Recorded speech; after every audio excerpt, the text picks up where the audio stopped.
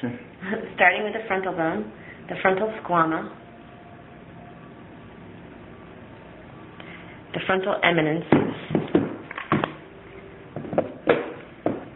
Oh my goodness. Two bumps that come farthest out. Alright, the zygomatic process of the frontal bone will be right here. The superciliary arches. Alright. Supraorbital notches. Supraorbital notch. Supraorbital foramen. Alright. Metopic suture, if present, will be a vertical line right here. The frontal crest inside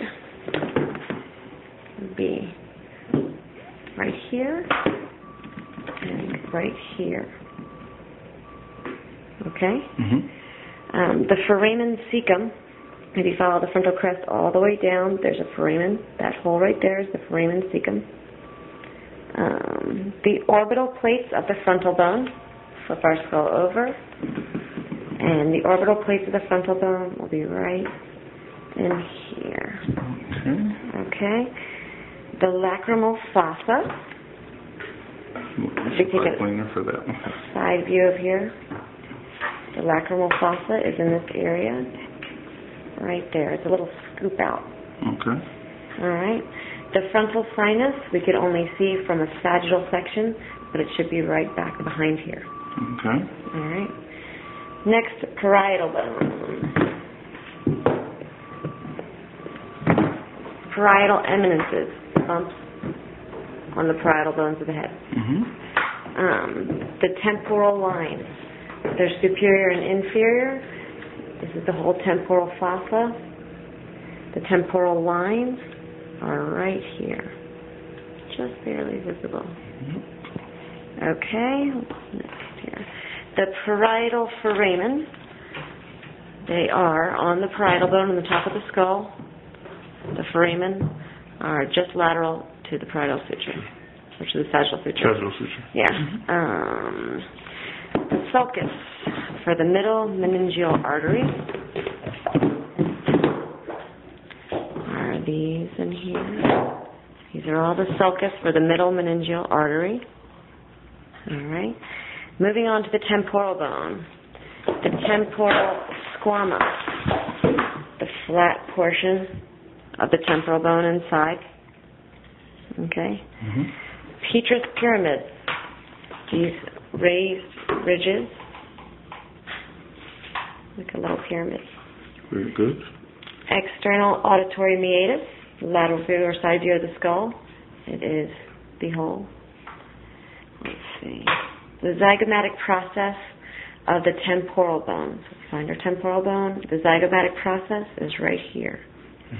Okay. The mastoid process is this large hunk of bone down here. Articular tubercle. It's a small nubbin on the zygomatic arch. All right. Let's see. The mandibular fossa, also known as the glenoid fossa, is right where the mandible connects. It's this space right here. The styloid process is our point coming down from the temporal bone, just right here. The stylomastoid foramen is the foramen in between the mastoid and the styloid process, just right in there. Right. The carotid canal, as viewed from the bottom, the carotid canal is just anterior from the jugular foramen. Carotid canal. Okay. Viewed from inside, the carotid canal is in that house. Beautiful. Okay. Let's see here. Internal acoustic meatus on the posterior portion of the petrous pyramid. Okay, moving on. Occipital bone. Foramen magnum, the large hole in the base of the skull. The jugular foramen. Let's see. It's right in here.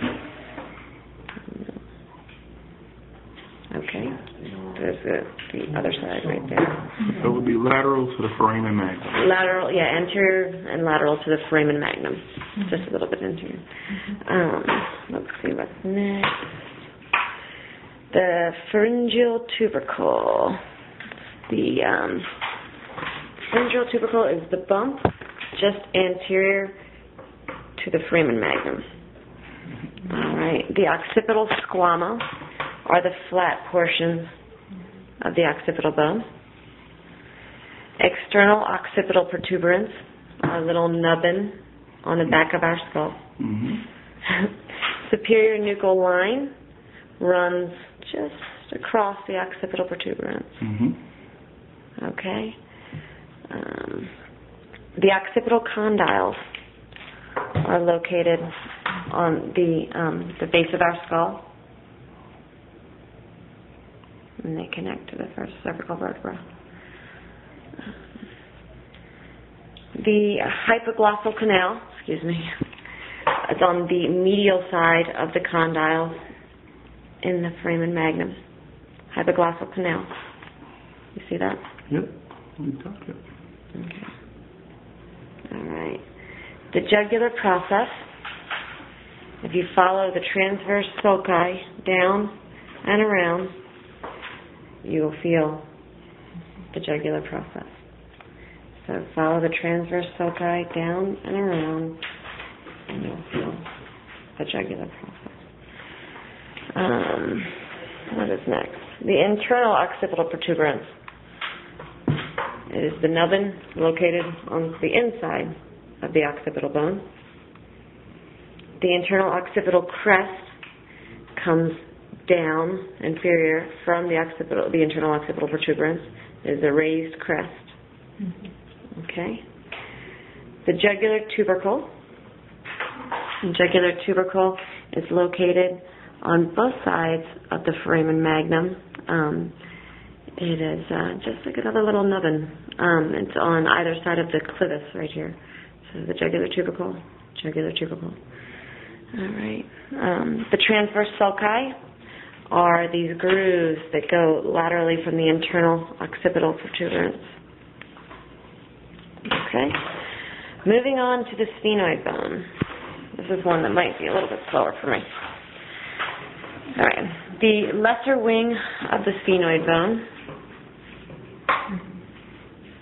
Okay. Straighten out my pipe cleaner. All right. The optic canal, as seen from the inside, is right in there. Okay. Okay. The optic canal, as viewed from the front of the skull, is right there. We got it. Got it? Okay. Now moving back to the inside of the skull, the chiasmatic groove is right here. Okay. The sella turcica refers to this entire saddle area. All right. The pituitary fossa, also known as the hypophyseal fossa, is the fossa in the base of the saddle. Think of it as the base of the saddle. The tuberculum sellae is the front part of the saddle. Okay. The dorsum sellae is the back part of the saddle. Okay. The anterior clinoid processes are here and here on the lesser wing of the sphenoid bone. The posterior clinoid processes are on the back of the dorsum sellae, on the lateral side, of the dorsum sellae. All right. The clivus is the water slide on down the back to the foramen magnum. There's the clivus. All right, that is the clivus. All right. The greater wing of the sphenoid bone, as seen from the inside of the skull, is this ice cream scoop cutout right here, or as seen from the lateral view of the skull, right here. That's the greater wing of the sphenoid. Okay. Let's see. The superior